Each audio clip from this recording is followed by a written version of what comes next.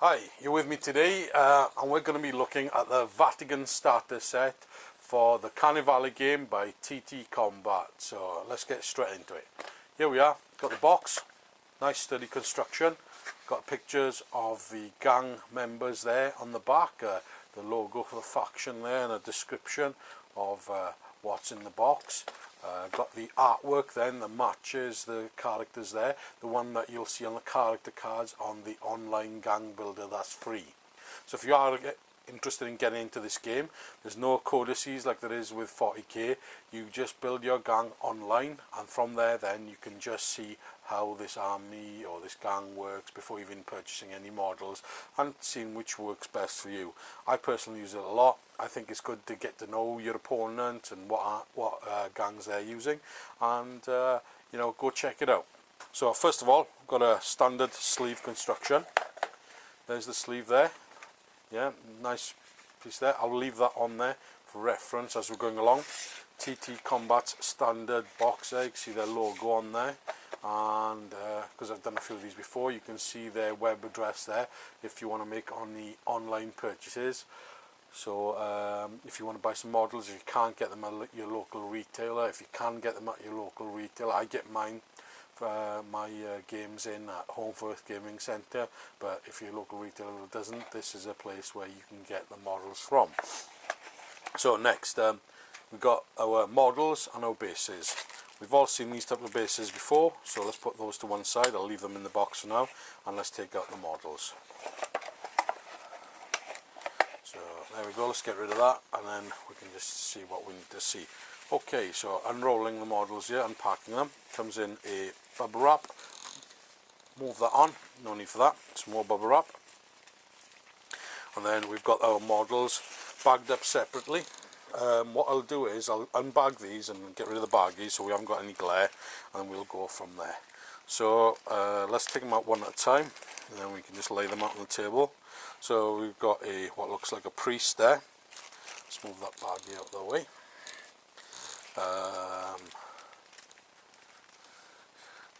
And then let's see what else have we got. We've got some other models here. Now here's the gang leader, the Inquisitor, and his arm comes on that extra bit of sprue there. And we've got the Executioner. Quite simple builds so far. Not seen anything that scares me on the building side out of these models so far. Then we've got the second priest that comes with the gang. So there we go, the second priest there. I'll get rid of that baggie, and then we've got our last model in the gang. I believe it's the altar boy, not to be confused with choir boy, which I might use at some point in this description with his sensor better there. So I can see quite a bit of flashing on these, but it's easily removed. You can see there's a bit of flashing there. If I just hold my finger on it and pull away, it comes away quite easily. We can just get rid of that. It will leave a bit of flashing up the edge of the model, but we can quickly scrape that off using a scalpel. So let's take the first model to close cam. We'll have a look at it there, and we'll see what they're really like. So this is the first model. We've got our priest here. And there's the extra sprue that comes with the priest. This priest, really good in game if you want to stun someone. The priests have this rule where you can just stun someone, which then makes them less effective in game. And we'll cover that a bit more in detail when we go through the tactics for these. So you can see there's a little bit, I don't know whether the camera's picking up, there's a little bit of mold line down there. That can really easily be scraped off with a scalpel or a burr removal tool possibly, and there's another one on this, very very slight. I don't think there'll be any problem with that. Normally with this sort of model, you see where the edge of the mould would go over, so you can just pick it up ever so slightly there. Normally where the edge of the mould would go around the model, you'd see the problems would normally occur on the head. This would be relatively easy to remove. You know, it takes a second or two, well not a second, but maybe 10-15 seconds of scraping to remove that. Where if it was over the head, you have to be a lot more careful, and you can see this has been done really well. Nice details, going to be got the cross there, lots of like places where your washes and your highlights can sit there. If you're a dry brusher or a wet blender, plenty you can do with this model to get that look in. Very traditional in style. And then we've got the, you know, the hand there with the club in it, used for stunning the opponents, and the other arm. Seems to be a really nice joint there between the two. I don't know if I can get this lined up on camera. Let's see if I can do that. See, so that would join up there. I think with a bit of filing and a bit of treatment, that would be quite good. So I'm quite happy with that model. Not sure how they'd perform on their own in the game. Work better as a team, particularly with the other models buffing them, but really good model. So let's get on to the next one. So that one's down there, back in the original crew. So shall we go back and have a look at the next priest? Now this priest is a bit more sinister looking, with his covered head there. He's got his cross and his finger pointing there on his arms. Yeah, a little bit of clean up on those, nothing dramatic. But this model here, this is my favourite of the two priests. Same level of detail, some rosary beads there, as well as like the second cross. But I really like this guy's face and the hood. It makes him stand out really, really well. The Bible there on his belt.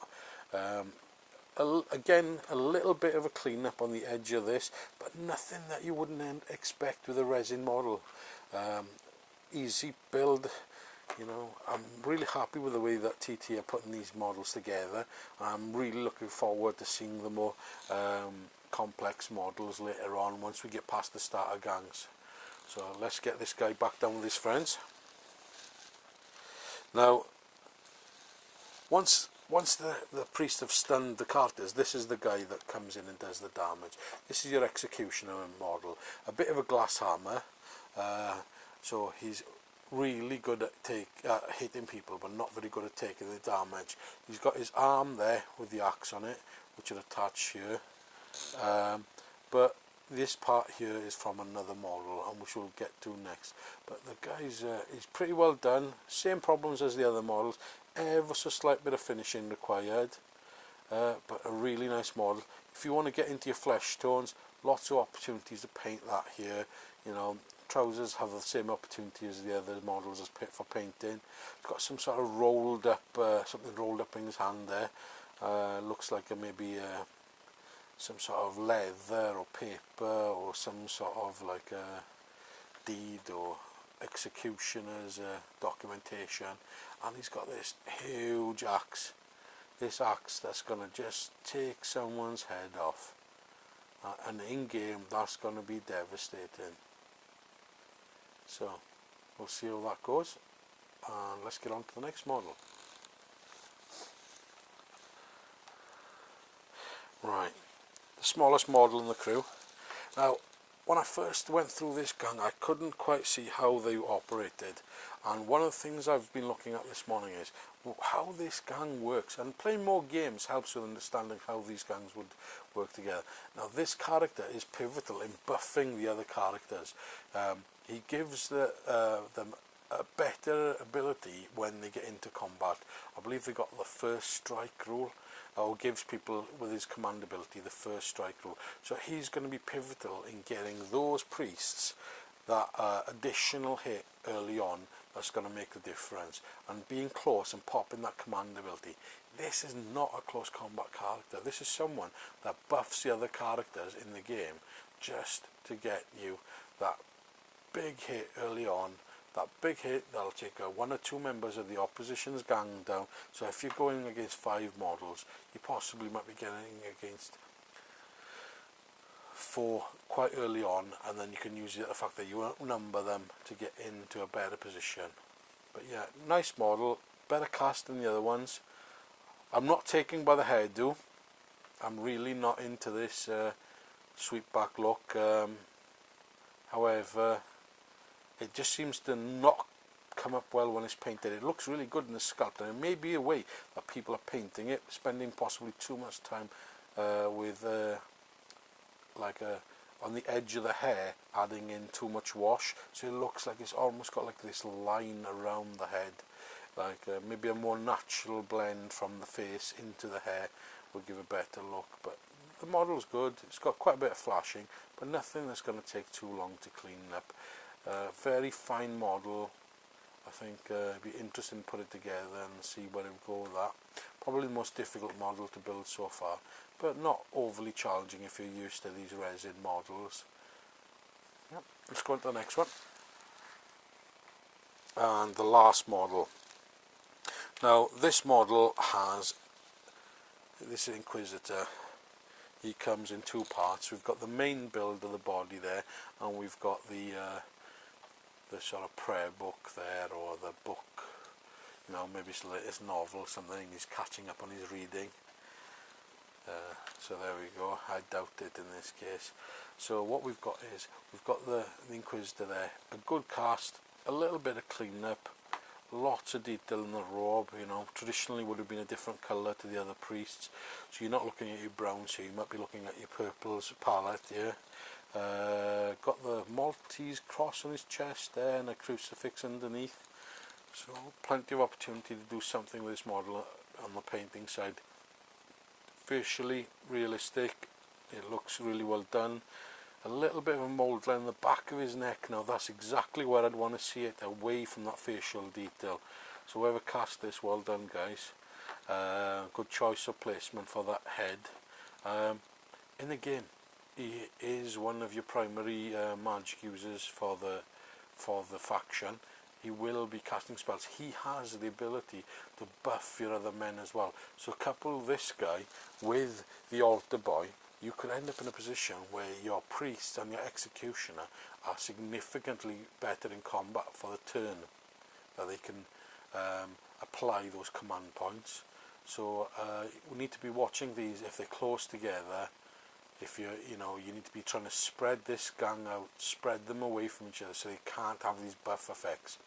However, if they come at you en masse, this guy's magic coupled with the other guy's buffs is going to be a problem. Stunned models taking a lot of damage quite quickly. So there we go then. Those are the models that come in this gang. I wasn't taken, I like the aesthetic of this gang. I really like some of the other models that are coming out in this range. And I wasn't sure about them as the way they worked early on, but now I'm really getting to understand them a bit more now I'm doing these videos. And nobody locally's taken these up yet as their sort of gang.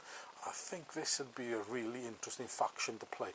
If you can get those ranges right, I think they'll be devastating, especially with some of the bigger models coming up. You know, and I really like the Maltese knight, the guy with the flaming sword, and the big stone construct, the Golgoth. I'm not sure the name, I'll get that in a later video. I think these could be some really heavy hitters with some strong buffs, strong magic. So let's see how that goes. So till the next time, like and subscribe, and I'll catch you in the next video.